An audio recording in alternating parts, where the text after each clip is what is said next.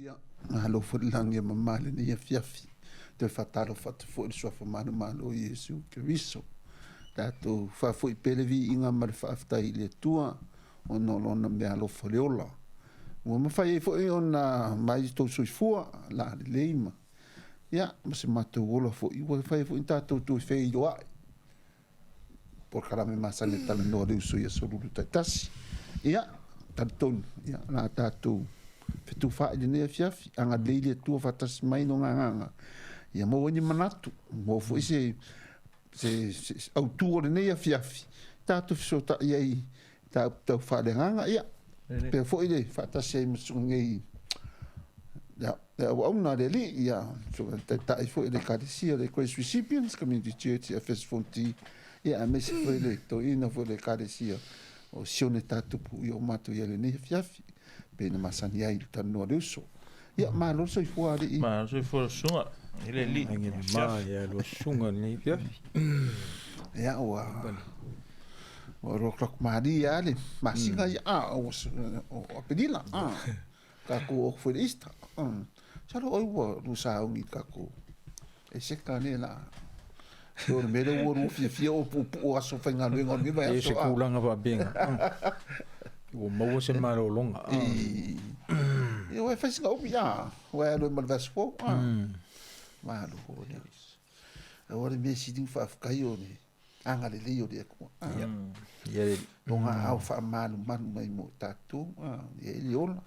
ia o ka ki na ki ai mo ma eu ki mo me fa penga ia ai o nga au lo fa la mai peka kuma fa malo ska ko o fa ne ia ai ke mga ko da ka ko tano no ia se mata po ne fia sa no ne fia fila tatu tatala no ai pe se mata u puta u fa pe e fa tatau i le lotu ma le missiona al cristiano sa no ia ki kilo fo yo o po le mission pe ka ki kilo sis ko o ki al cristiano o me langa le 50 ngia foi pe se doa jo song ngia fia o la kongu la mission ar cristiano ne ka mo fa ya porala ngo ki porala ngo vala o ki as christian ka cristiano ia se i me se doa ngo o kasi fo ngi o maka upu o le kele ko nga kisiango ya awore i lo foi po ke ese foi ko nga kisiango e kisiango fa mo nga luenga e kisiango fa mo fa ko ya sa foi kisiango ese foi ala se doa kana lingi fia fidos se foi marcar por kana ya na fokuia le doa pase doa well ma si past ke lol vala win to pito e pole manino fo los kersiano e pole mission as kersiano ole uskai ile tu te lo ole kuspa ia o tumu i polo inga ia po fatonunga ali o kersiano pole ali o le lotu pole pule o le kalesia o le mission manino la ar kersiano so kersiano afia i matato o le stai ia keriso le stai ai su apetai o le mea o le term o le upunga mission tele nga fa ingoa e tato ia ele nga luenga tala ia so nei so a fa faingo fiela stala longa va inga la tele a ka mission ale arkesiang ia ole uska e polo inga ale ali a ku mo ele nga pe fa pu mo le va ai le mission fa le lotu ma meta itanga lo lotu po kristiano ya so nei nga mangingo lola ia le fa tunu na ia le fio ia Yesu ile langinga faila fa tununga iona so ia fa penana ona o atu ma fainu o malava maso ia o fa tununga ma okira le kiren ka o Christian o le Great Commission o mai la tatu ia o fa tununga o lo tuina mai le kalesia mai tatou uma lava mai au no tatou faia ma le fia faia o se mea o se oli sanga fuia you know e si ke minga ke mai tauina foi tonu a inga kako uma lava kako la isa mua o fai va tatou fa na e si ke minga ke faia I mea pe fai ko e ke faia onga o me tau na fai e se la malo faia malo iloa o se me le ye lo a inga le ye mo oe foringa mai la o ko nga me e fana o mai lo no faia le mele I lo fa I le anga fa konga se lo faia onga o la faia iskanga ka me nga ka o muli o fa kai ka e se fa lo faia onga la it's out of duty o lo maka fa yoi polo o ko ese male fainga onga o lo fa I le ole le polo inga pela I makara Yesu ia o to atu e fainu o malava maso merola ia le papatiso ko ve merola ia ia o me uma nga o fatunu atu o el kemila ngai o misionga la nga ale kalesia so se cristiano o tato le na ele va pera nga ngi fese au pe o le mea ia so se tasi lava o wa aku lava ia fesa ele va pe fenga taile tuanga nga faola se si pe ora mea fa ia paulo a peta e iaile le fainga le tua e fai ai o tato mele fai o ku inga mai tato tala le tato te moli ma o tua ina ia sala mo ia tangata ma faola ina so o le method la le tua o le kala e ala ia tato fai tato ma fofonga o li ma au le tua li mama vai o le li e fa pena ona moli o atulana lan tala le I tangata o le mele o kako kau kikido iai o le uska I le tua ai uska ina le kusai mapolo inga mai kuspa ia e kiuke le fa aki siang ele o ia ia sisi mi ko le mele ka un ko I focus ma ia fa mua ka ki siang longa na mo mia fai kau ki le kuspa ia mama malama le ile singa ngalo le pesa o le kau ia wai la fa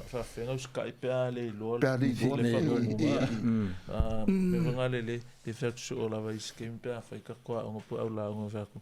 fa ko asa o le uska inga pe asa o le malama anga ile fa ko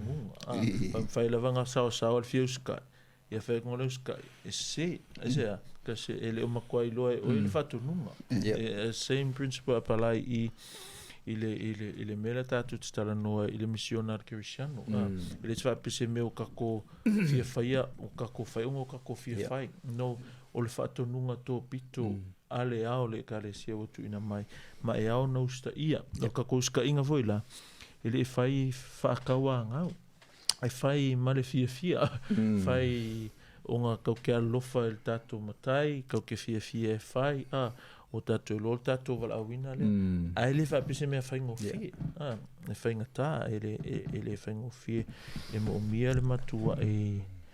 fa ele fai kanga fa la inga le tu tangata yes ai o tangata ia o muli ia Yesu e tau o nga lue tau no fai sana nga luenga o le tiute lea o le tāla I o Yesu o le tua ia e pe o le mele na tupu ia Paulo fai ngofia ia I le tua na fai le mele le liwina o Paulo au tangata ia tau loa na mau alo Yesu fai lo le me tau na fai o lea o stai I polo inga o stai ia Yesu a me se o le Great Commission lea mai ele fa ta otto mai Yesu mo tatou te mulmuli ta ia ma fai ina ia fa popo pe tangata fa la ina molo no malo ona read ile luanga cronito ele ma fa e po lo se fulu nga ele fa upa pe o le nei o sa vali I matou ke risu fa mer fa Britania therefore we are ambassadors for Christ Whamai, peisea I ua ai o I mai lea tua ia te autou e I mātou. As though God were making an appeal through us. So, le karanga Paulo ile la koltala le I Korinito. Ea la kuia la ko. So the same style le fai e foi ia tātou. E loa iskanga ka I loa Yesu le tala le ia tātou. We have become ambassadors. Fai tātou ma sa vali. Fai upu vela se fuma le fai. Le fai atu ai e fai e tātou mai le alofa, mai le nganga fia le fai mai a wā ua pulu nau ina I mātou I le alofa ke riso. Longa winga, out of that love, I remember nga ula unga le passage le wako. In fact, whether it's subjective or objective, the thing is, o le alofa o Yesu, e kule ia rako, o le kako alofa ia Yesu, e tule ia I tātou, e whaia ia le mea lea, le misionga lea, o le tāla, o le whai loa o lona whina ngalo. Ia, wa e whaingo whia mea lea, o ke tāla. Ia re whema ia whema pe mai kāla I lei whia. Ara whema tāla, nu umalava. E ila ke me ngale pe mafuni ka ko ma whaua ka unu umalava, o le si ngu ulale, o le si aku ngu ulale, po le si piko ngu ulale, o le si. Pa, o ngu umalava, e a fia I malai, ngale au ka whakofare. So se ngana. Iyo. Ngana mātino ese. Iyo. Longo inga kere whakate alu nganga inkia, se mau kala. Ai alen, o sa moa foi, o le nganga foi, lo inga, a pera so se ngana. E le whapenga o pālangi ke aluai, no, ke alu foi sa moa. In terms of geography, le pese longa ki o solva le pe ki o solva no e ke la ala kwa le sko inga ka fkofale ai longa hoi lo Yesu a fai ai na fa me ale me ole le pasta lenga ole pe ole kele o manatu tanga ta hole enga o ka sa mo ka la ai o nga o ka ko sa mo ai ole me so se langua ma so se ngana e tala no ia e winga I swafo Yesu pe o le si mea na le iyo a fe me no no inga so se lanu so se ngana so se mea basta Manga ole ele ofisi ko fianga e ko kongo me le ane ko ke ya e ko nga me fu nga le la le ka ko kala ngo ngi la ile tiute o cristiano de la famille kala e ma mi asa training I le vanga dia fengo de me angai ia wa o me fungi o kala I jo ne ka fungi kala e fa le kai miso le e alu wa ku Yesu e ma mi ase a onga de le ko ngolotu fai au I mo me o le kalabo ia po ai lava ia ko kala e fai ki wa me foi a ser kala e pi se foi me ali ia se mainga pe nga mingi training por me ngara ro ko yo kala ia o ale ko ko pe nga re u kus pa ia fa nga ko e ma mi ase o nga le ku ranga malo mo le si e ka kau e te tau mo no mea ona ia ni ya onga ia po ni training e koleni fa pito ai tangata e o ta la ile upole tu ia be o onga kuspa ia ma ai ngata fo ile o tonu ho le lotu e ia o tangata ine ia la tu iloa ta la ile upu mo le finanga lo le ni e te tau mo no mea ele te tau na alu se tangata na tele iloa le mea le na tele iloa le tala le wai ele pa pesika ka ngongo fo iloa ka le o le alu le loku o inga train mai ia monga ilo ele me ka un fai ele so ngo so se fai ele me langa ta u ele la fusili le sila la sunga le fi langa e ka kaunga ingi o onga fai kaunga ingi training e fai ina ia fa pe on lo kura wa ma ko fai au yo le nga onga ia wa te o lo wa le au lo kura de fa mai o kala en kifu me langa le ka wa ko le fisidi I de au wa di fa pe ngar fa fia wa lo kala ka mo uma po mala ku ya lo akula ka di no mera ka fa ma fa po fi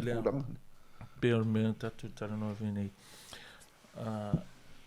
e konga e loa lau fe au loa lau sa vali fa pe ke riso le kala konga e loa le ke riso pero ngara kala la va veo son e fia lo kala au me ke kala pe ke le lo ke riso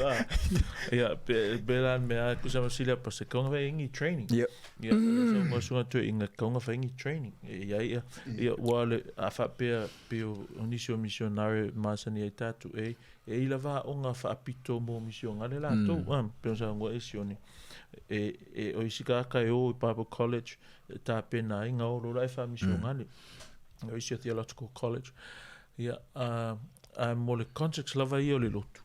ka lava onga ia se kaimi po se por kalame fa apito a se kalesia local church o itangata ile mission le onga e mafuli mafota tu pauka ka femele nga mission ale e penga fa penga ko inga maka ka lo ale o le faiva mo so se cristiano pe o si mo ngale la pasta ile mission ale lo con mission ale al cristiano o le ta la ya le faia nga me ma yo ta ko nga train le ya va pe folar ka ko ka le sia ya e ka onga fata wa le mele la o le vala aule le ka le sia o le vala aule cristiano o nisi kemi e loa ia le fata wa ase ka le sia ile mission le mo e ke loa ia onga mara ko kemi faalu e kala ngoa il mele pe teach back ka loa e ke loa le lako pa keki pe okay fia kupela ya lui e si mea ia fia kupela ya lui ile mission ale po la ya lu ile ngalu ngatala I know la e pa keki pa o sili nga o kusara nga loa po fio le fata ua lango se va ngata ua kele o ye ka fia la via ina ya alem fele tuanga just la via fa pe nga no e ile process e ile structure e ile method ale tu o method la ale tu pe on me kara polo e o mato sa vali longo inga o so se Christian o ia o sa vali o nga ia ambassador o nga lua mele tu e kanga e ala ku ya tanto Christiano ai lese me fengo fi vanga nga o mo ta to le mele le fe mai ia Paulo i o pulu na wina fai su kolme a pe a fai o mato va lea ona o le tua lea pe a fai o mato wa tama mai ona o to lea a fa mai lo la ia lea a o pulu na wina 14 for the love of Christ controls us kusa the love of Christ Malaysia version the love of Christ compels us kusa wale matau fia imako ona ole alofo keriso. So when we know that love I lo tato le alofanga ma fau le te ole meu ka koia ona ole alofo keriso ya ele matau fia ka in other words wo va ka vo tato e faia le mele ole ta la inga ia fa ola inga vo ia sesi ol fa ka inga ta ka kia lava makila inga in terms of time ole yoange nga mua le nga la nga fo ika ko kalwengi le fa ipunga kol fiku ma le fase fu le sa wa yoange ole sa yesu la unga yoange la udi fa mero la ia le Marola e yoani ua faalongolongo foi ona so e to olua ilana upu ai upo yoane papatiso kusa sa Yesu le awa ola uri le awa yoange le papatiso yonga so e ko olua mero ai ua faalongolongo foi ona so e to olua ilana upu ona la muli mai ai le ya Yesu o le si vaenga le ole olanga ta lai ole awa po le fola po le launga ang whapea la ele i loa la uria Yesu, ele se mulmulinga. No inga, o le misiona lava lea kako, o lea, o le kālai la, ele ngakanga e alu, a kele alaku e li lia i o le mea ke alu e ke alaku e tautala, e ke alaku e launga, pe ke teach, pe ke whaasoa. O le winga la tala i le mele o tato tiute lea, onga o le whaalongo ia so o ngai kōlua, o ngā muli lola ia lea. A ve mele whai upo e whase fulu. Whase fulu whakas whaalua, whai mai. Mai, o ane te rea o lea uso o Simone Peteru, o le tasi leo i la ua na whaalongo longo ia Ioane, ma muli mai ia Yesu. Whawhen kupun muli ngā ua whaalongo, o whawhen kupun whaalongo i na ua ta watu pe o tala i atu melo la ia o i aulua i maua lona lava uso o Simona ia o le aka leo o le misionga pe whawhaingo fi o le tatou i loa mo kako sa vali kako wōro la ia ka waku ia ia whaalongo ai o ia mai melo la ia lea melo o i aulua i maua lona lava uso melo la ia lea wa alu ka o me wa maua le mesia wa maua le mesia and that's our message olea o ka ko maua le mesia o ka ko maua Yesu o le fa upula fa lua pixilinga mai ua ia au mai a foi o ia ya Yesu so ele nga kan ka ko ka waku ai au mai e ila le si metho o ngale wo ka kala in ele sko nga me fu ngale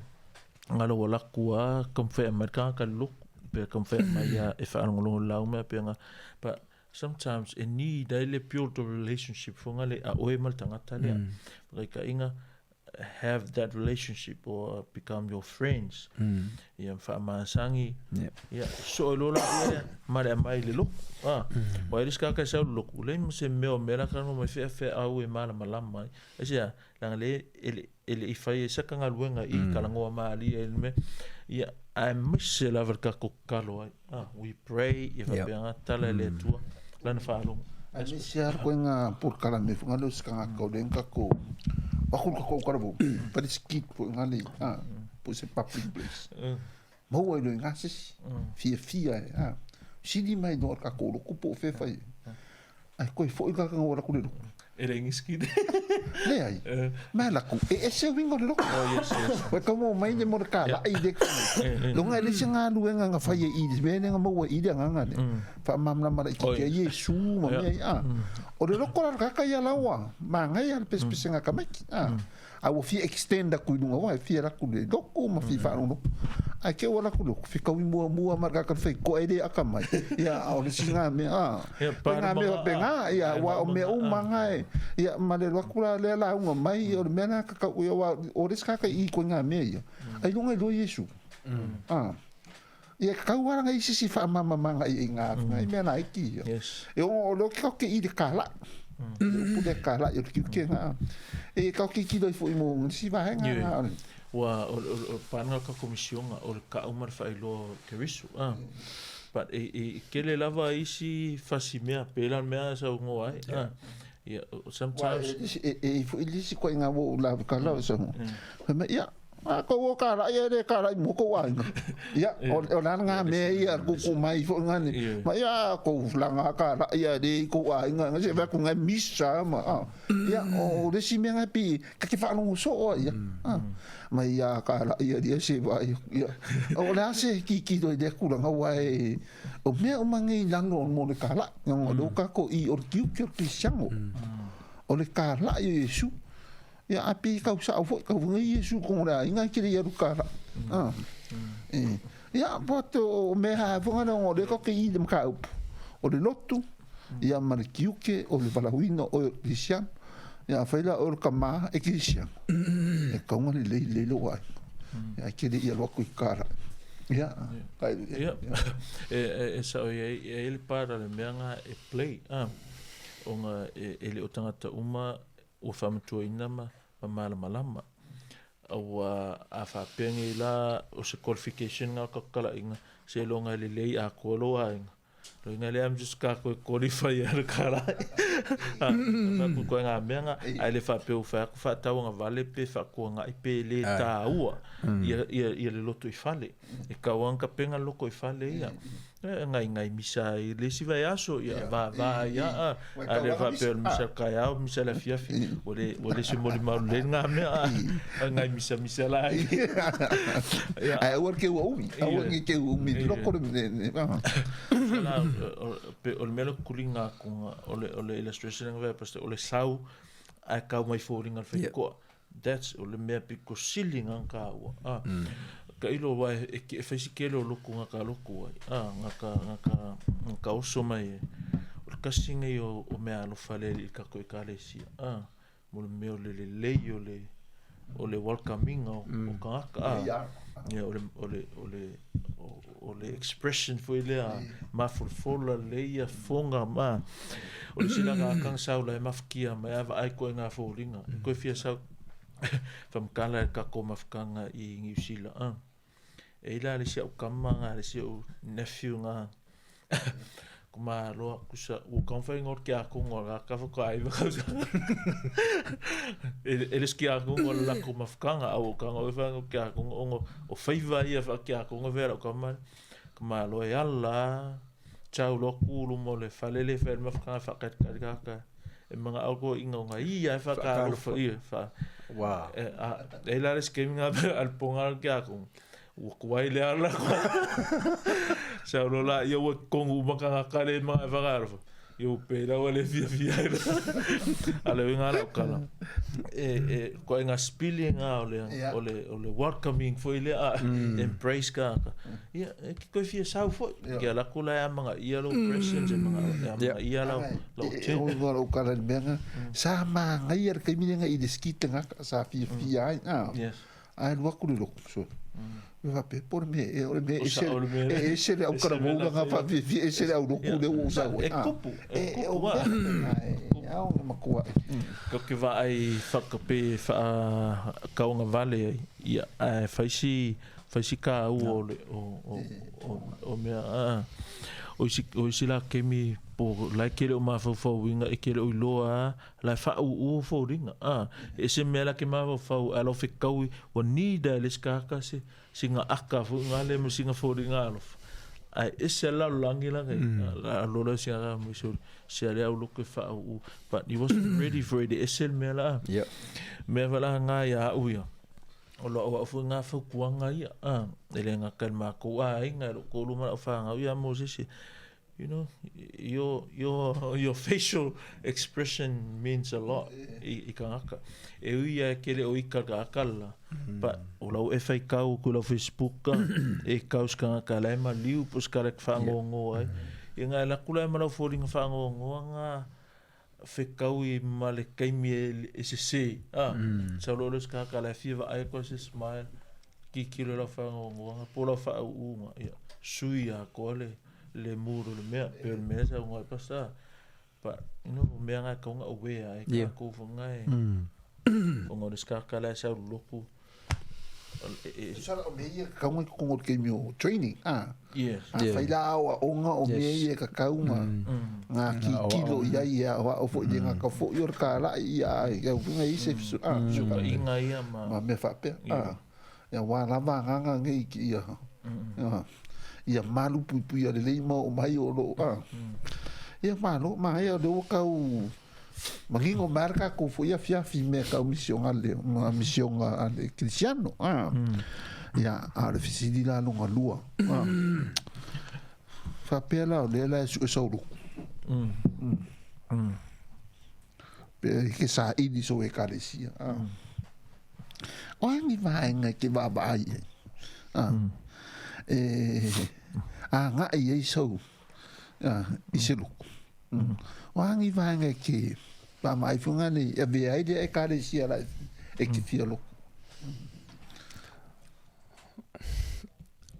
be mo fa ko fia fi me ka luku male sionga sia ya ki siango le wala wangi be va ai de luku ya lunga la le ke la ko malo malam o o ki siango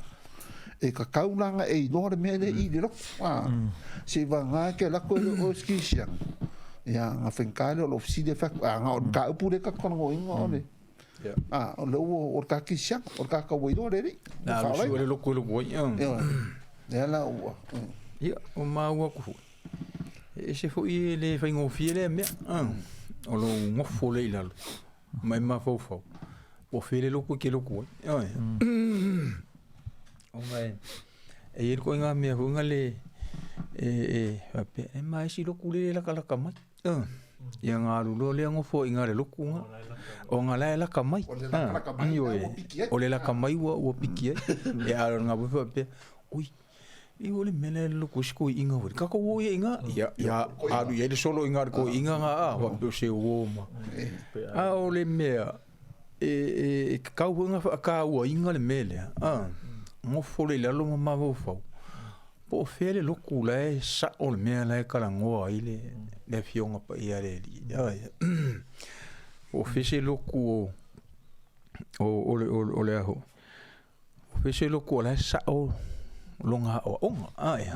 wai le boka ko wilongi o le kele la bonga o loku yenge ia ele ko kusa uma loku mala ka o onga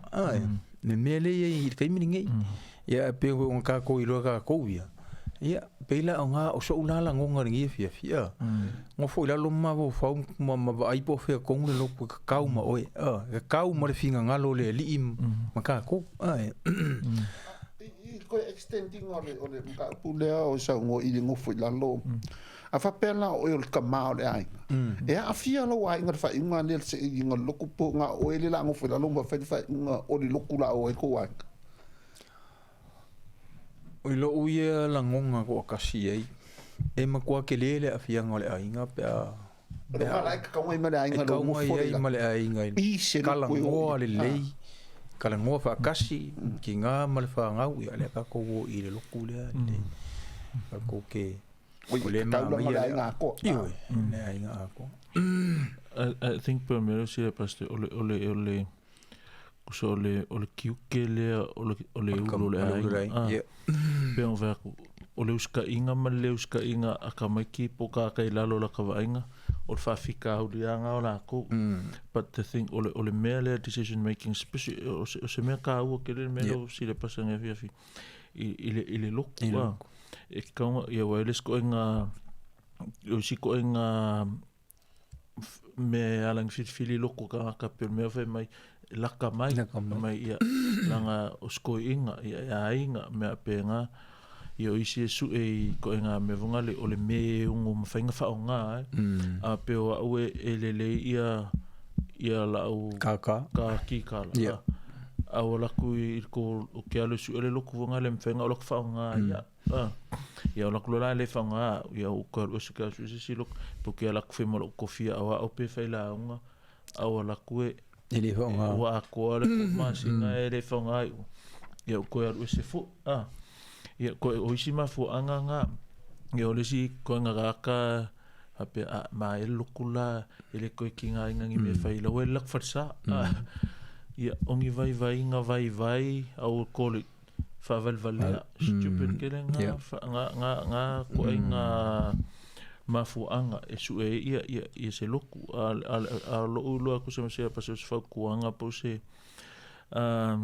langa ale tarano le uso ia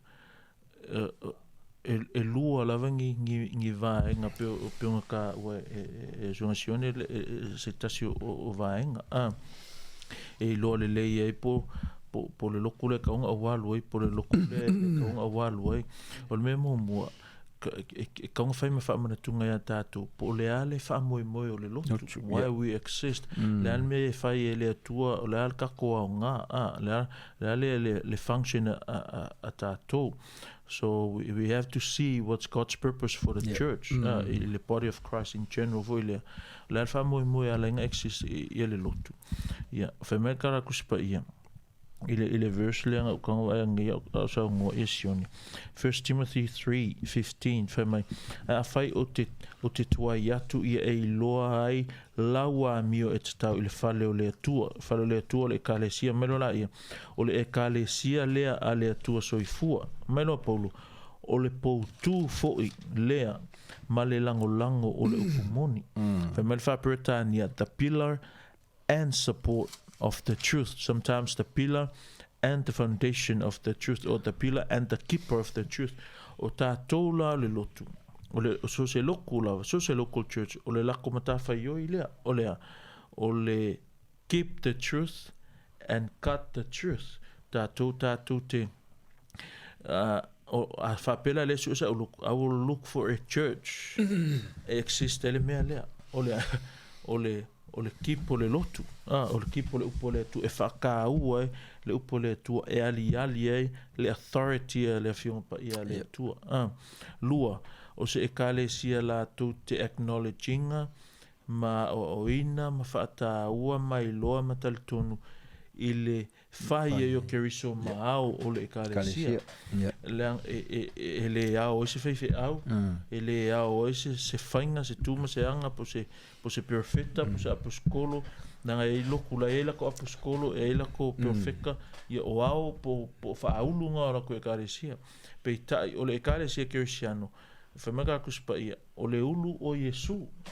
pe ai le Ephesians 1 and 4 and Colossians 1 o ina o ta ua o le ao le ekalesia o keriso so peila o mea to pito ia peo o mea malolosi e ke va ai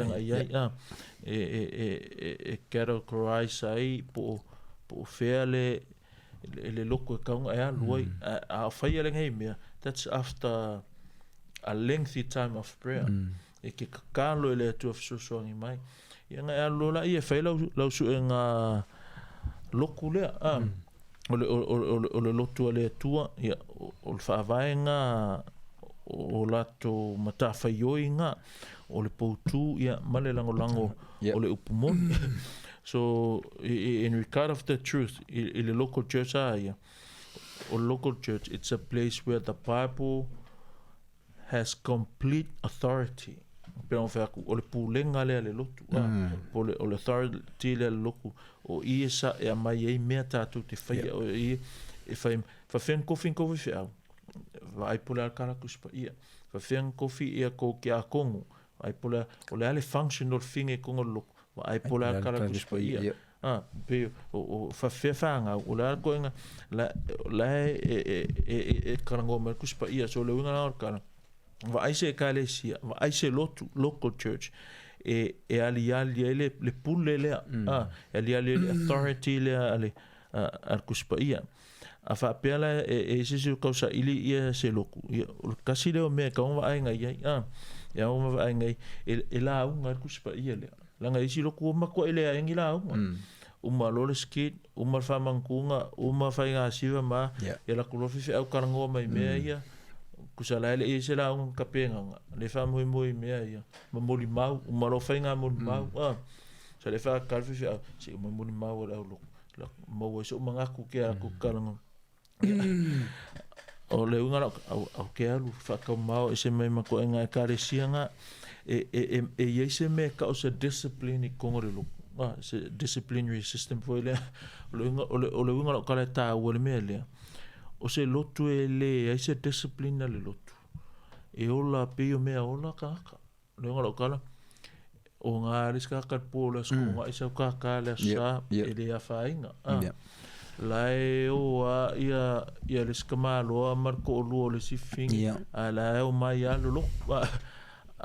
o lai e fasino manga ku se pa ile mele so these people has to be disciplined e a nga yele o inga e ka nga yele fa tonu pole not fa sala fa kongo male o inga fa tua ina ho le ma ho fa ka nga o ia fa pe la okay maro lo o nga e koe perform ko nga lue ile fi nga o e fa le kon so me fa pe nga a fa pe la ke la ku o le lokule o e fi lo ko ele ai se me apenga that's another red light e kaunga reconsider maybe ele kaunga ese si loku nga le o o ngisinga vaenga kaua pas Sana e kangia mai le kako kakoanga me leo le mama ai o le lu. Pe ma fuli ale up. yes Ia fa vai al loku le upo le di. Pe ole me nga sini kau. Pe fa pe ke sa ili so e karisi. Usana o e ki kilo kulanga le. O se e karisi e o inga le kuspaia. Pe sa ole. yes masa o le leile o Yeah, wow, that's thing. Ole sa wile o ngor kuspaia. Ia o ai makurang fa pe. Ia pe o le kau ki do ngai le mai fo ngalo le. Ia mai se so fo ngia fia. Anga pe o le kele nga o le kako. E alu fo le skimi o le wo yo o le kure nga o le wo. la ngole van fai mai o lokule nga la wo o lokule le nga elele e so me la wo o le lokule. O la wo nga me nga o lokule. Ai mo wan lo wo la wo ko ya. Ya wan wo o ba ku. Ai ma ya no ko de. Ka ke o fo ai fa vai o poro e la ku spo. au ko fa punga ya la kala per kala paulan ka ve ka kusa ole akuanga mai o ya la mai la wo. Fa ko fo sa i so ma sa ka o i o fa ku. Moro ma ko la ma ya ke wo mai fo ngo. ele pila o ka fe me leo Ese foi la. Ese wa ka Se ele vai nga ka o pasta. I mene fa fela vai nga le no duo nga ka o fa ha o le karesi. Fa ole ia ole singa me pe on va ko nga ye se kalesia ele o ali ele me le ole ulo Yesu a fa pela ke ala ku ai atangia ai se o nga po se practice ele lo ele me le inga lola ele se loku me nga o ya nga loku fe mai ole kalesia o ke risu ia mau ki ngo alava ele lo sa ile se loku ke loku o e malo ainga ia mau ki ngo alava e ali ele lua le o le authority ale kuspa ia ma le mau ki ngoa o le loku le la pule a Yesu la o Yesu o isi mea lava o ko nga pese ko nga musika o kai me fai le loku ko nga farisa o isi mea lava e muli mai I mea ka ua ia e lua peo o mei na ia e ki loi e pule kuspa ia ia wa ka kikilo ngai I peta tanua kukua ko ngai ko ka karangoa ai foi la loku o la unga kuspa ia ko nga menga fai ka o le verse kasi ka kia ro nga ka milo lo la ia le langi mal vasalo ia ko nga me va fai ke ai ma la ka o kuspa ia le la unga ia ala fi fa longo ma mo ngai io luma pa pe yengi ma mo wala ma ki ngoa ye ma mo le mo I lau me la wa ala mo le ma mo la ngai le me ai la fi ai ele o kala anga le lang mala lang o le afiong pa ia le ila fa kali mai ia la wale o le so o mo ska kala o su zanga lo pe la o me anga va ai ngai au ke fi manga o le moro mangingo lava malilei ka o le ngaluenga nga e lua le o masani e tato o nga e lua fa lua nga ele kala va pe fa mai o tu mau pe ila to ile mata upu ala o apostolo male ma futa fa tasi male to fingo le areto matalo talunga o mea nga e kakau lava o nga maua I se e kalesia ole kaunga ole upupa langi ngai ngā whamai they devoted themselves to the apostles' teaching o mea Oi la paskoloi Ia so o Yesu the ritual Ya le ke le aposkolo so le wa me nga ka fu fa mangi ngo le aposkolo ia nga le i sa aposkolo wa ya a i ke fa pe o ya le ki wa a le ka ku di do po da la fi nga o la aposkolo le kan ngo aposkolo kuspa ia le nga fi ma Yesu oh ia nga na aposkolo en kofi Yesu ke u fa pe si o la pe pe le mo follow ia o nga ma aposkolo le ko aposkolo fa ko ia le aposkolo ia okay nga na aposkolo nga le fa mai luka I they devoted themselves to the apostles' teaching, to the apostle of the Bible, apostle of the Bible's teaching, and to the fellowship. Lo inga o se loku ele ngaka inga tino u ma alu ile ia o onga aposkolo nga kala tu mawai ai mafuta fursipi ele se loku ngare uma alu ka ia faka ia la sa mako karango mai si Yusuf angalela o fikanga ko soli kiki aso ako kiki ava yaso ako asunga fua so lua so lulu pa postaris aso kofi ia la kalvo was falele ia la me aferes falele asko nga isa ngi moras it's a whole week wana ko le winga na kalfa peka ke kopi o kala a moa vango ka fa kasi ole mai moa especially lava ile fiong pa ia le tu po ia fa soa po ia la unha po ia o mo mia ka ko firsi we need me nga e fengo fie inga pa ulis ka me nga fengo fie inga fa vai lis ka me nga fengo fie inga pu ia lis ka kai ma fo fonga se umara onga o lo le ma futa me nga so o le ma fuka e sa va pe o ese angu ko ai ai funga fai o kala ai aja ele se foro kanga ele o ia fungi nguku mangia o oenga I lo le mafuka o ia ingala le I me kala Paulo they devoted themselves to the apostles' teaching plus the fellowship of the believers plus the breaking of bread and to prayer o inga o ki ka o faka va pe ki fa le yango prayer meeting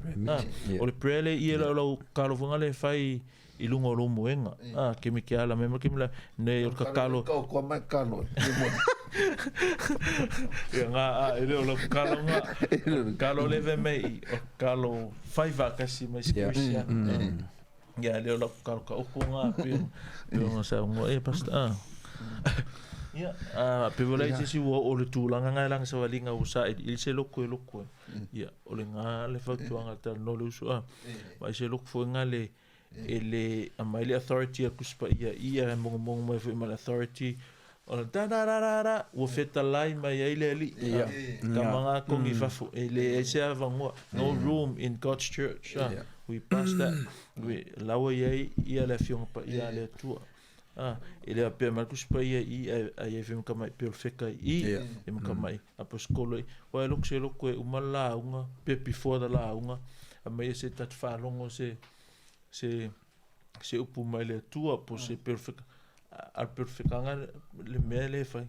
ya ola ya why read the Bible why have the sermon lewa mai le ya penga se me sa to be honest it's not so le se me mo o le me ai le ala kamale fai ala ka kire upu mo no room o le sifo me I ko nga menga ole pelve kanga nga fai ngai ko fai lisia sa ka fai mai ele nga ko feta lai mai wa ya amu ia le ka ya le tivela sign nga e ke alo mai ai au ke se loko venga me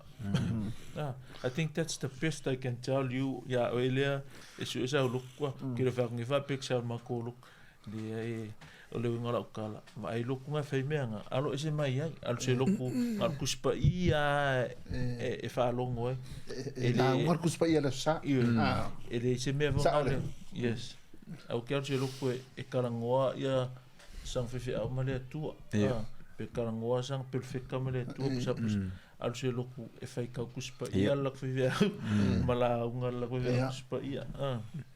ya pisi la ki ala fai ka mal kuspa ia wal fai mai ora fa mai fa mai perfecta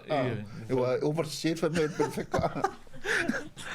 ya fa foi o meu ola ka ki no kor kuspa ia le sila me pas que o la koe mau uma me le ia ka kalangoa wa o kuspa ia me uma ele ingi fenga perfecta man fenga po skol al fe au le fe au o se lo makua o se va fingi bongo ku se fai o lava me ke lo de this not for me ele au quero se lo ko fe au se fingi pe on va probably this the best thing we can do to tell is ka kalas o se lo pe me ka kalango au quero se lo ko fe au se apos colo pos perfecta au quero se lo ko fe au se fingi doesn't matter how seems sound is are their doctrines o me na vanga ke lo ai o kia ko ia le me Pongi no ko foi fangi la ko fe foi fa ko singa ka ele ma yanga o le silly wole attractive ele upole ko all we need to know is to know it and present it you don't have to fabricate to alter it to fangi si me vonga le fa manga no the word is manga already all you have to do is to know it and tell it just as it is. E ko singa mai foila, ko singa mai nga o saiko, ko singa mai nga o mamoi. E le ise oki, le stitania e ola I le mea lea. E langa foi o lea tuanga ke amai. Au ka koko folfola. No ingala we present as attractive al kaspo is already attractive. Al mera ve mai vole fifa arongo ka a pe o pese masiva that's not right.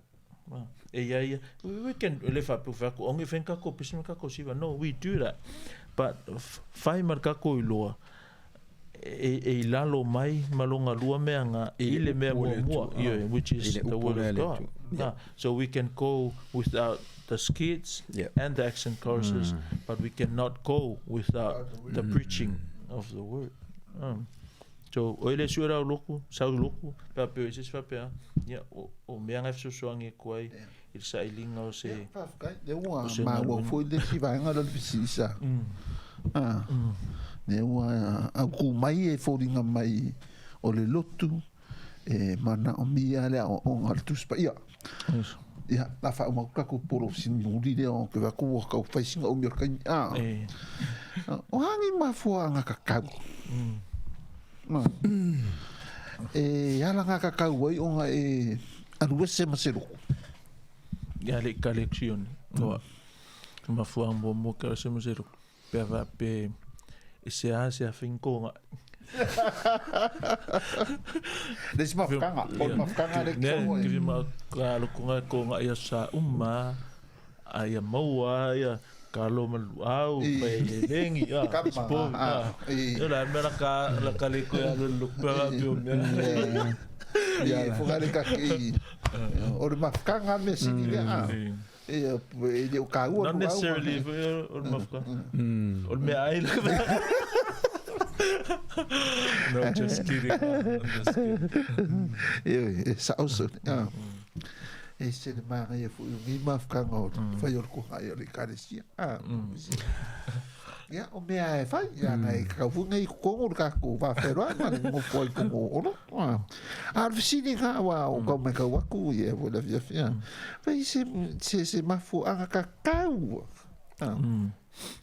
e ala ka kau nga e se mo o ke do ele ka nga se mo e pensao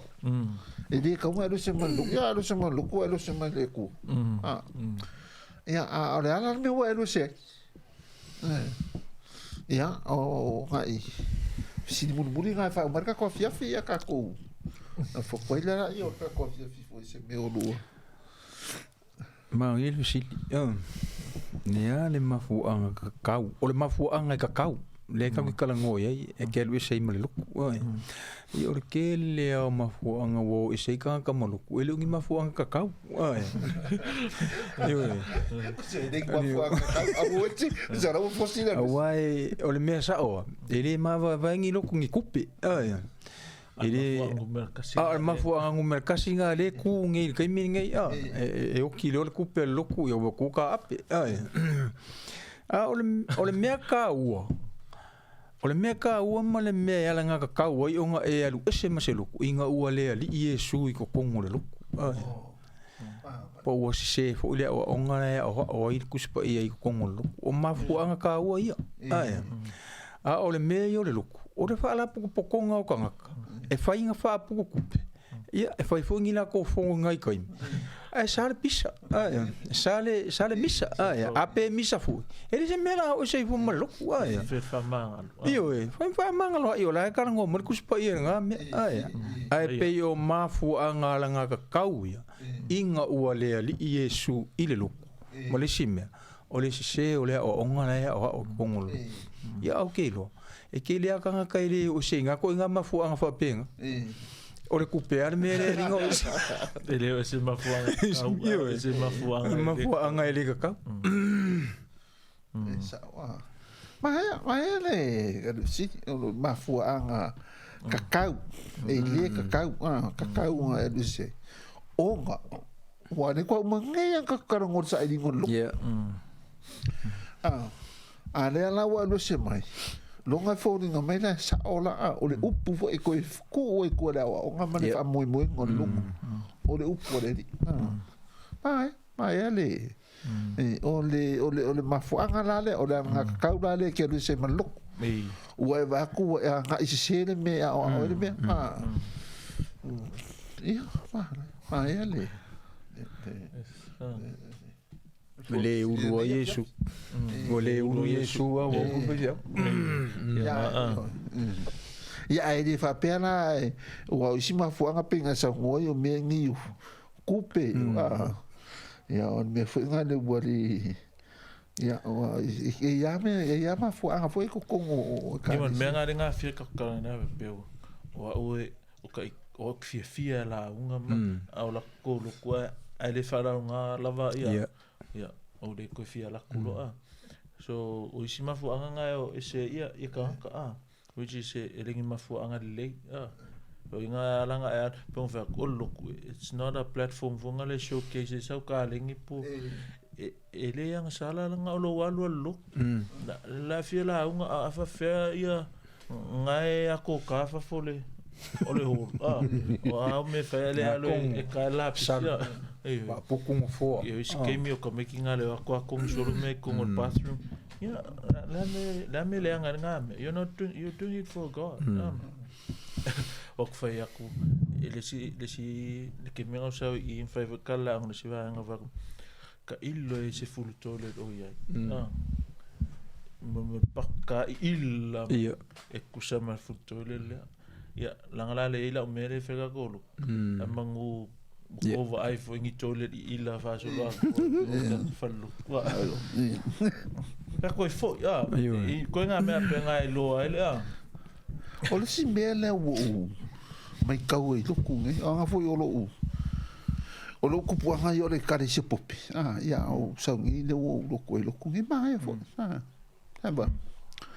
o me yo fa idia de kaka se que le foi femisa inga de so e ka ape ia inga o fa pe sole ele skam ya o ye wai de fel pico el mafu an kau pe se mafu an le kau ele kaka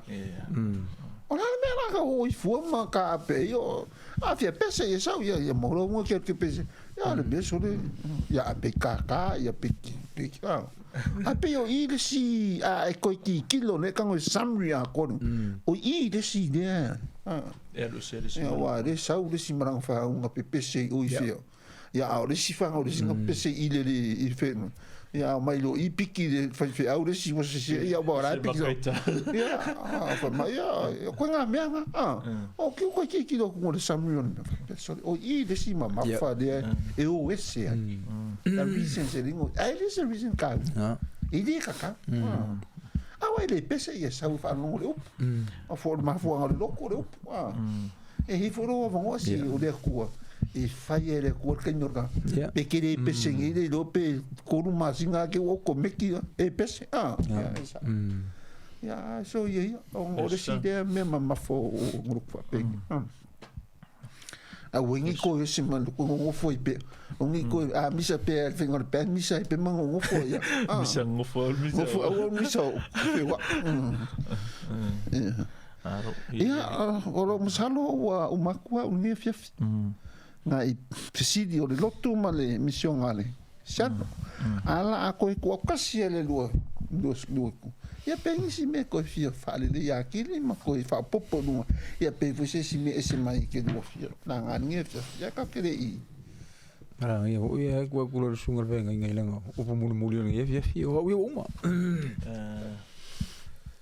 penga fia pas ia si me pa le me fa fta ile ava no e fa ka fe mo fsili wa tino mai ta tu te fa so ai o nisine va nga ta wa ma nga ko ngoi ia stasio o fapenga o nga o lang sa valinga mela o va ai po fe se kalesia lo ia tuna ngale nei a unanga fa tau va ia alenga la va ia fotuang